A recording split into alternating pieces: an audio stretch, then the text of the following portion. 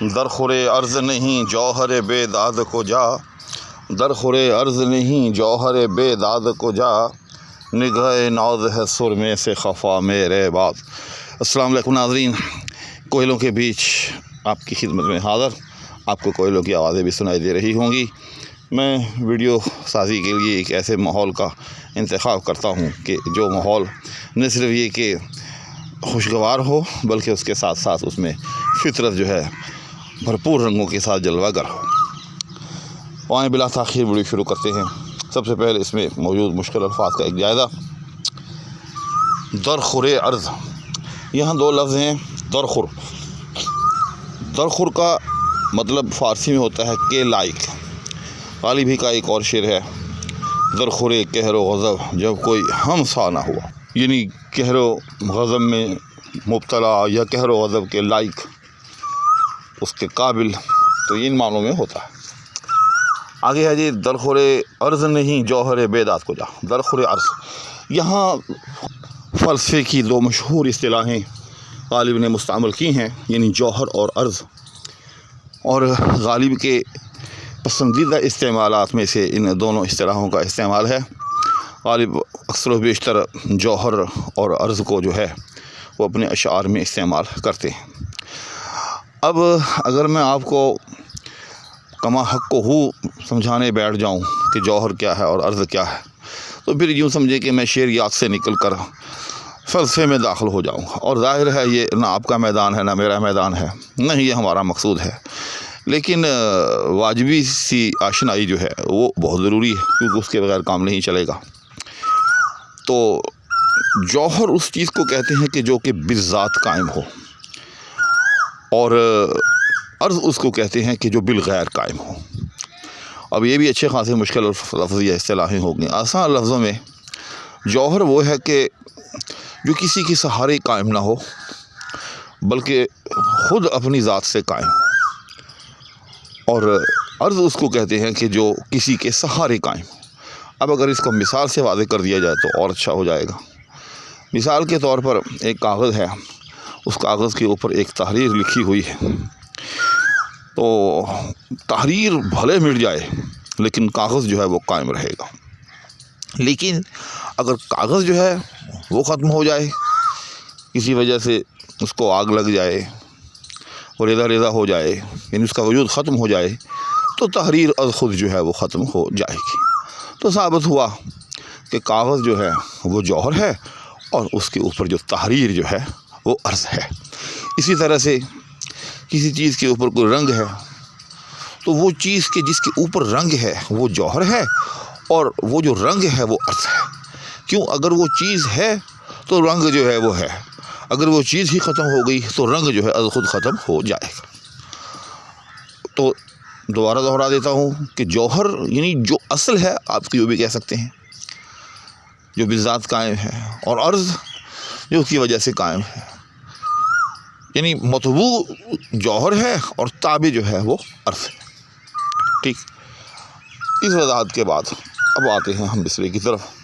البتہ کہ درخور عرض نہیں جوہر بے داد کو جا۔ جوہر بے داد یعنی ظلم کا جوہر، یعنی معشوق پیشہ یا ستم پیشہ لوگ جو ہیں وہ ہمیشہ بے داد کرتے ہیں، لیکن ظاہر ہے ان کو اپنا ظلم کرنے کے لیے کوئی جگہ بھی تو چاہیے، کوئی ہدف بھی تو چاہیے کہ جہاں ان کا جوہر بے داد جو ہے وہ جلوہ گر ہو سکے۔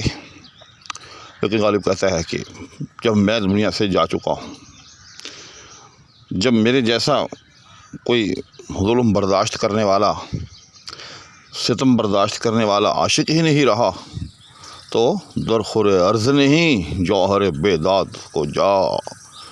تو پھر جوہر بے داد کو اپنی جلوہ گری کے لیے کوئی ہدف بھی نہیں مل رہا، اب وہ درخور عرض نہیں رہا۔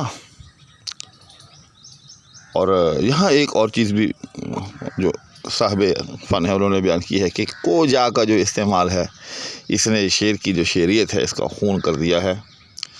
وزن کا تقاضا تھا، کچھ لفظوں کا تقاضا تھا، لیکن بہرکیف اس سے شعریت جو ہے وہ متاثر ہوئی۔ اس کے بعد دوسرا مصرع ہے، نگاہ ناز ہے سر میں سے خفا میرے بات.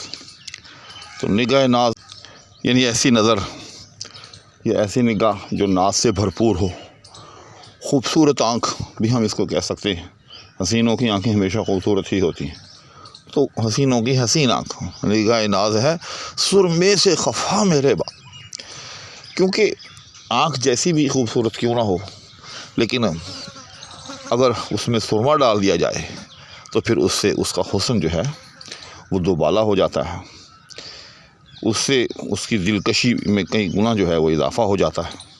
تو غالب کہتا ہے کہ جب میں اس دنیا سے جا چکا ہوں، جب میرے جیسا اب کوئی قدردان ہی نہیں رہا، کوئی حسن کی طرف التفات کرنے والا ہی نہیں رہا، تو نگاہ ناز جو ہے وہ سر میں سے خفا ہو گئی. یعنی اب کوئی حسین سرما ڈالنے کے لیے تیار نہیں ہے. کیوں تیار نہیں ہے؟ کہ حسین کہتے ہیں کہ اب ہم اپنی آنکھوں کو بنا سنوار کر اب ہم سرما ڈال کر کیا کریں گے، جب ہماری آنکھوں سے نکلنے والے جو تیر ہیں، جو تیر بیداد ہم اس کو کہہ سکتے ہیں، اور اسی کو جوہر بیداد کہا گیا ہے، اب ان کا کوئی ہدف ہی نہیں رہا. ہم اپنی آنکھوں کے تیر جو ہیں وہ کس پہ برسائیں گے، کس سمت برسائیں گے، کس ہدف پر وہ پھینکیں گے. لہذا جب آنکھوں سے نکلنے والے تیروں کا کوئی ہدف ہی نہیں رہا تو ہمیں کیا ضرورت ہے کہ ہم اپنی آنکھوں میں سرما ڈال کر ان کو جو ہے وہ اور دلکش بنا دیں، اور ان سے نکلنے والے تیر جو ہیں وہ اور زیادہ مؤثر ہوں. تو ناظرین، اس شعر کی تشریح جو ہے وہ مشکل الفاظ کے ذیل میں ہی ہو گئی. الگ سے میں نے ضرورت نہ سمجھی، کیونکہ اس کے اندر وہ دو ٹرمیں یعنی جوہر اور عرض، اس کی وضاحت میں کچھ وقت صرف ہوا، تو میں نے مناسب سمجھا کہ اب اس کی تشریح یا تفہیم جو ہے وہ بھی ساتھ ساتھ ہی کر دی جائے، کیونکہ اس سے آپ کا وقت جو ہے وہ بچ سکتا تھا. تو امید ہے کہ یہ شعر بھی آپ کو سمجھ آ گیا ہوگا. اب اس کے بعد انشاءاللہ اگلا شعر لے کر آپ کی خدمت میں پھر حاضری ہوگی. اس وقت تک کے لیے اجازت. اللہ حافظ.